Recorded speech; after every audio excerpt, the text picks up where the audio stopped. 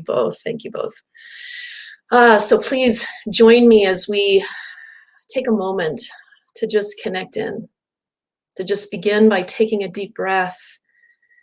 And as we breathe in that beautiful light of God, that divine essence, that powerful force that emanates through all beings, through all circumstances, through all things. And we know that that light and that love and that presence and that power that is God is with each of us right here, right now. That it supports us on our journey, our individual journey, as well as our collective journey as a community.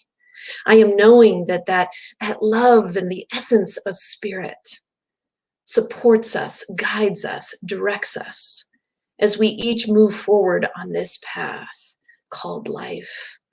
I am knowing that that powerful force of God is supporting the firemen as they continue to fight the fires across Colorado, across California, and all of the places where fires are burning.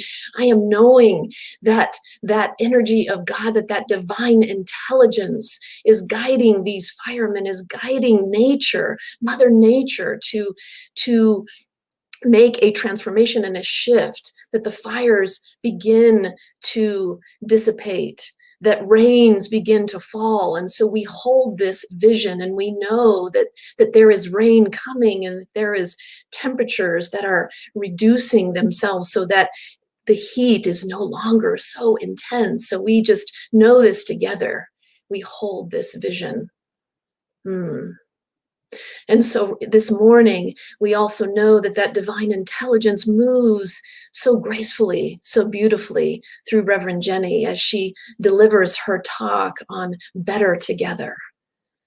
And we just know that that light and that love surrounds her and moves through her so gracefully and so beautifully. We feel such gratitude in our heart for the opportunity to come together as a community, to come together to celebrate this day, to celebrate the life that we are, to celebrate this heart tribe. And so with this, we allow this to be, we feel that gratitude in our heart. We feel that lightness, we feel that love, we feel that connection, that no matter where we are physically, that we are all connected. We are connected one heart to another. And we feel that energy, and we feel that light, and we feel that love. And for that, we are so grateful. We are so grateful. And so we let this go. We allow it to be. We trust the unfolding of spirit to do Spirit's great work in our life, both individually and collectively. And with that, we ground this in together. We declare together. And so it is. Amen.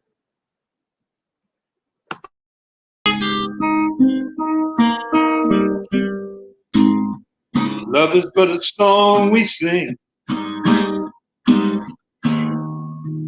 Fear's the way we die.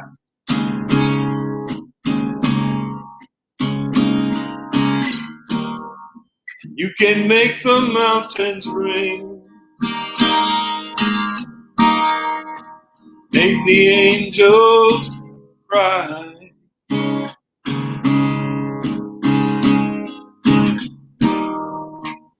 Know the bird is on the wing. You may not know why.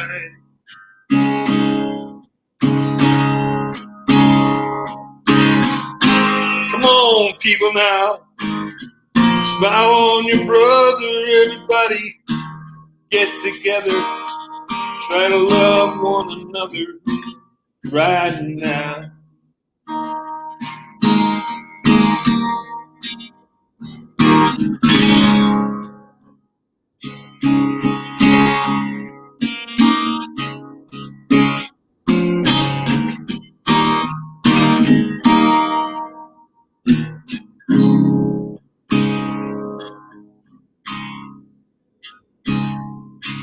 Some will come and some will go, and we will surely surely that.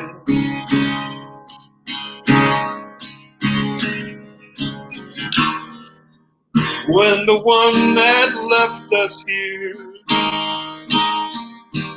returns for us at last.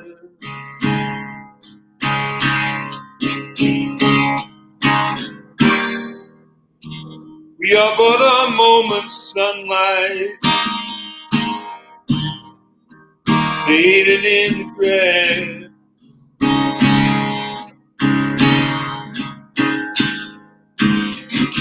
Come on, people now, smile on your brother. Everybody get together, try to love one another right now.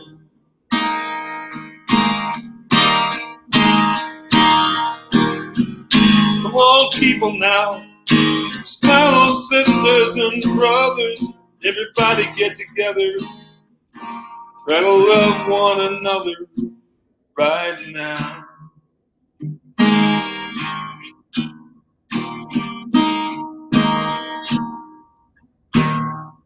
If you hear the song I sing, you can understand.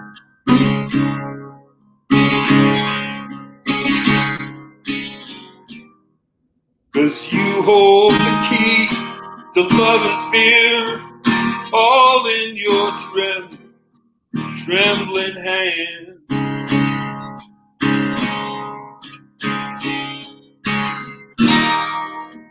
Just one key unlocks them both.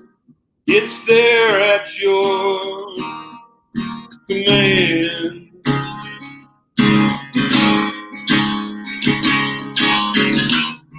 Come on, people now, smile on your brother. Everybody get together, try to love one another right now. Yes, it. Come on, people now, smile on sisters and brothers. Everybody get together, love one another right now.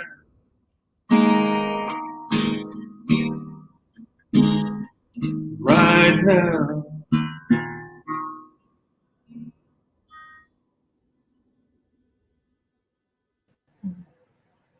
Thanks, Pedar.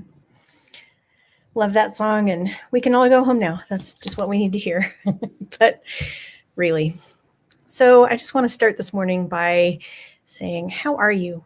I mean, really, just take a moment and scan your body, your emotions, your mind, and get an idea of how you would truthfully answer that question.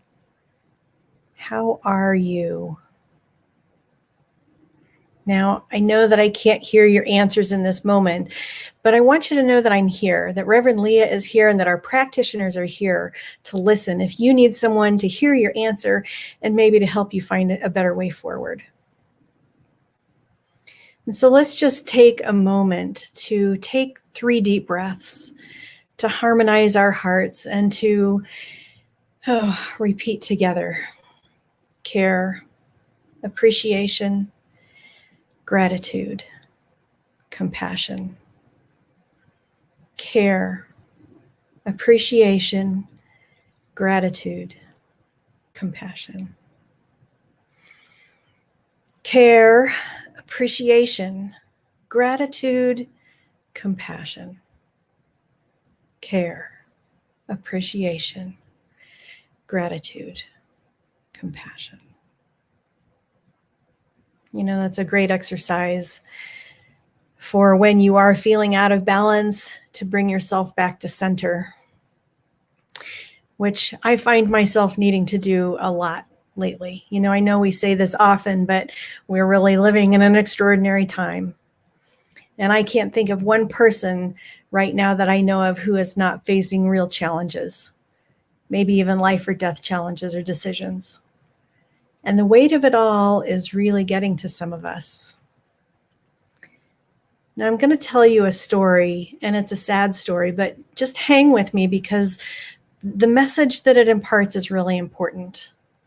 There is one caveat, however, and that is that if you are watching this morning with a teen or a preteen, you might want to take a 5-minute break and come back and watch the rest of us in 5 minutes, or you might want to watch this on your own later before letting them watch this segment.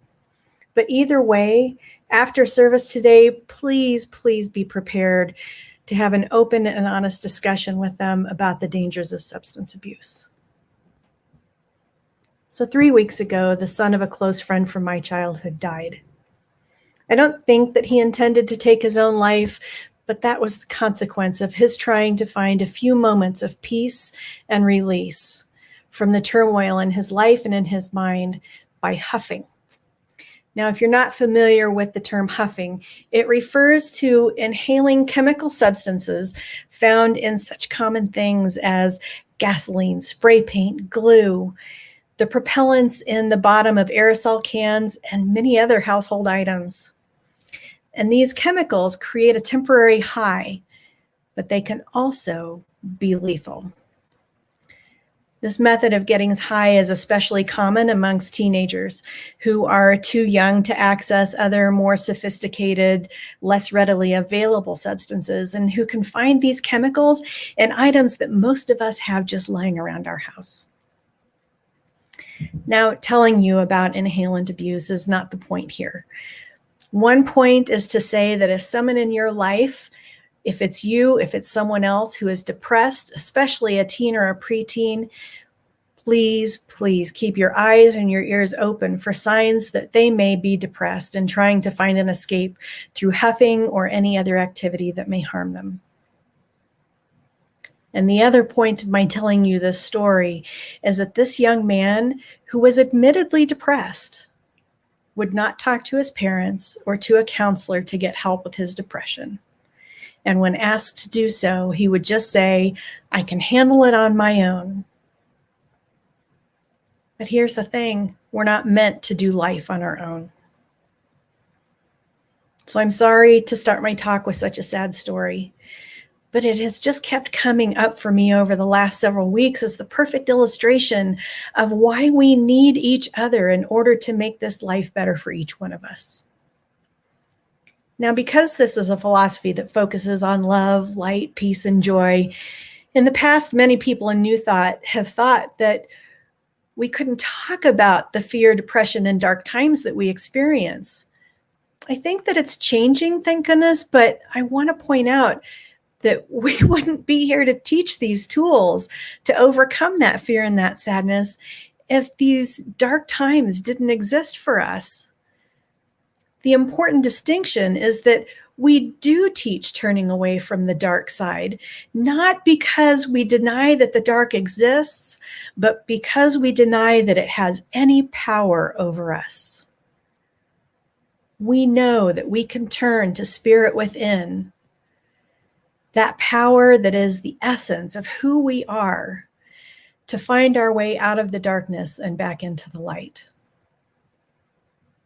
Now, as I said earlier, we're living in extraordinary times. And while many of us are experiencing great challenges, we're also, I believe, on the cusp of bringing forth a life and a time of extraordinary goodness, beauty, peace, and joy, because we're on the cusp of knowing in greater numbers than we've ever known before that in order to get there, we have to be ever aware that we are always better, stronger, and happier when we work together to create a community in which we can all live our best lives. You know, we're kind of like rope. Now, wire rope begins with a single strand of steel wire that's anywhere from 0.6 to 8 millimeters in diameter. And the first step is to wind several of these pieces together into a strand. Now, the number of wires per strand depends on the job that the rope will perform. Different applications require different degrees of flexibility and strength. Too few strands or too light a weight and the rope will break. Now, if you're a fisherman, you know what I mean, right? Fishing line is made in so many pounds of test strength, isn't it? Too little test, and that line is going to break when you try to land the whopper of a lifetime. You have to have the right test strength. Well, just as our inclusion of more and different wires yields stronger, more versatile rope that has expanded uses, strength, and versatility and effectiveness, our inclusion of different cultures, views, and individualized expressions of humanity creates expanded, stronger, and more effective communities. Rope also holds things together, doesn't it? We use it to encircle a bunch of individual things to create a group, like tying a bunch of sticks together. One stick on its own might be fairly easy to break, but a bunch of sticks tied together in a bundle in a community is much, much stronger. When we bind our individual sticks, our individual selves together, we create a rope of community that provides strength and support. We are better together. Now, a few weeks ago, I talked about the principle of oneness that says that while each of us are individual and unique expressions of God, we are one and that we are all made by and of God. Together, we make up a tapestry of God's stuff. Do you know what I mean when I talk about a tapestry? A tapestry is like a painting made of cloth instead of paint. They are made by weaving horizontal threads, known as weft, over and under vertical threads, known as the warp. And when these threads are intertwined on a loom, they're compacted together so that what is seen is just the pattern that's made by the weft threads. Now, not only does this compacting of individual threads bring forth a whole complete picture or pattern, but it also makes the whole piece stronger and less susceptible to rips and tears. We're like the threads in a beautiful tapestry. Each one of us is a unique thread. Some of us are pale, some of us are colorful. We can be delicate or strong. We can snap back quickly, or sometimes we can break when we have too much pressure put upon us. But when we're woven together, our individual degrees of color and strength combine to create even more resiliency, to create lives and communities of incredible strength and beauty. Now, spiritually speaking, this also illustrates how our lives are a reflection of the God within. God is the warp, the strong basis which cannot be seen once we weave and compact the weft of our individual threads to make our life tapestry. It's the weaving of the seen and the unseen which makes our lives beautiful and strong. Now, it's quite possible to unravel a tapestry made of thread, but it is quite impossible to unravel the tapestry of the divine. Because God is always with us, as us, because it is us. And this energy that we call God cannot be diminished or destroyed. We are commingled with God like water in the ocean. It's impossible to determine where one drop begins or ends because there is no true separation of our individualized expressions of this creative energy. I'm seeing a lot of divisiveness between people lately. Right, left, up, down, masks, no masks, in-person gatherings, social distancing, black, white, and in between. The arguments and the differences are numerable. And letting these arguments and differences tear us apart, letting them unravel the tapestry of our lives is devastating. And it's so tempting to cut those with whom we disagree from our lives, to unfriend them, to exclude them. Wouldn't it be so much easier if we just didn't have to listen to those who don't agree with our point of view? Well, Ralph Waldo Treen said, anyone, a fool or an idiot, can be exclusive. It comes easy. It takes and it signifies a large nature to be universal, to be inclusive. Only the man or woman of a small, personal, self-centered, self-seeking nature is exclusive. The man or the woman of a large, royal, unself-centered nature never is. The one merely loves himself. The other loves all the world. But in his larger love for all the world, he finds himself included. Well, we're new thoughters. We're not idiots and we're not fools. We are inclusive. not exclusive. We love the world, not just ourselves. And we know that we are not meant to do life on our own. And therefore, we remain consciously aware that even if we like the delicate purple thread better than the pokey brown twine, we need all the threads, all the colors, all the ideas, all the expressions of God to create the strongest wire, the most beautiful tapestry, the best life. Nona Brooks said that since unity is the basic principle of universal expression, let us base our living, our thinking, and our doing upon this law. When we live true to basis, the hard experience of the external pass away, and our days grow restful, free, and full of joy. That which we experience in the spirit of unity cannot limit us. So this week, find ways to be inclusive. Appreciate the differences we each contribute to the tapestry of life, even when you don't like the color, you don't like the test weight, you don't like something about that expression of God that you're seeing. And every evening, brush and floss your teeth, wash your face, and then look in the mirror and ask yourself, how are you? If you're struggling or you're in pain, remember that you're not here to work through it alone. Turn to spirit within for peace, wisdom, and strength. And then look to this community for love and support. Remember that we are better, we're stronger together. Call me, call Reverend Leah or one of our practitioners. We may not be able to give you the quick high that some other substance may, but we can help you bring forth in your life something that will be more powerful, more enduring, more joy-filled and life-giving than anything else that you will ever experience. And always, always know that you are loved. Who wants prayer? So in this moment, I am so grateful, as I am in every single moment, to know that whether I am alone or in a group, that God is always right where we are, right where I am. And that not only am I a beautiful expression of God, but every other person on this planet is a beautiful expression of God as well. And that we can find a way, we can find some commonality to come together and appreciate what each of us has to contribute to this world in which we live.